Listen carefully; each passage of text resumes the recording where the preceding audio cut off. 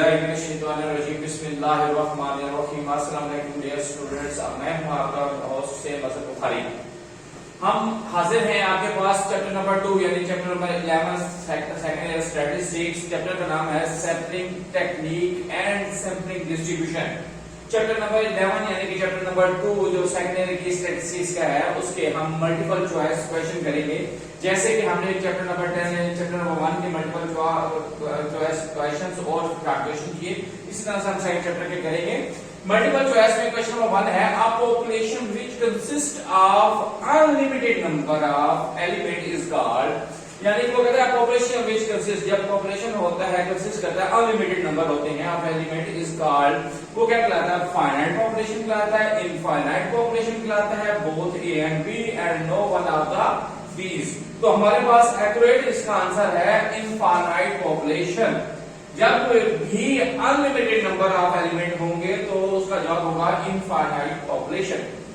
Question number 2 है the numerical value calculate from population are called. Numerical value जो है from population are called वो क्या कहलाती है? सेंसस कहलाती है, पैरामीटर कहलाती है, स्टैटिस्टिक्स कहलाती है, no one of the these.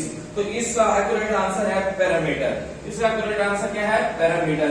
Question number 3 है the numerical value calculate from sample is called, यानी कि सैंपल कैसे कैलकुलेट करें तो वो कहलाती है पैरामीटर।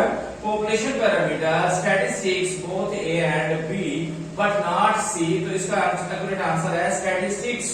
क्वेश्चन नंबर 4 है all the possible shoes made in that Bata shoes factory in the sample example of, यानी कि वो कहता है कि all possible sample shoes जो बनाती है Bata factory, तो वो किसकी एग्जांपल है? फाइनाइट पॉपुलेशन की, इनफाइनाइट पॉपुलेशन की, both A and B, no one of the these.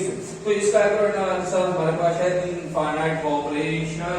इसकी है इनफाइनाइट पॉपुलेशन की एग्जांपल है latest census in Pakistan which held in, यानी कि लेटेस्ट सेंसस कब कराया गया? जून 1981 में, मार्च 1991 में, मार्च 1998 में, जनवरी 2000 में। तो ये आंसर है जनवरी 2000 में हमारे पास था आंसर। चलिए अब हम चलते हैं क्वेश्चन नंबर 6 की तरफ। क्वेश्चन नंबर 6 में वो कहता है each and every unit in the population is enumerated in, census होता है, सैंपलिंग होता है। क्वेश्चन नंबर 6 में both A and B and no one of the these, तो ये हमारे पास क्या होता है? सेंसस होता है।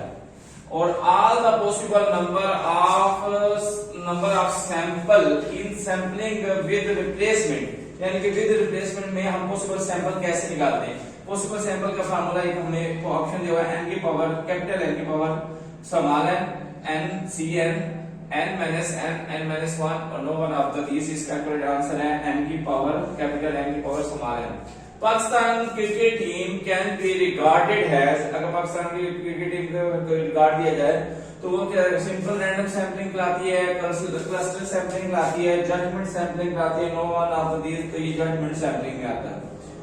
क्वेश्चन नंबर 9 है the standard error of the sampling distribution is decreases by, increase the sample size, decrease the sample size, increasing the population standard deviation, no one of these। तो इसका करेक्ट आंसर है increasing the sample size।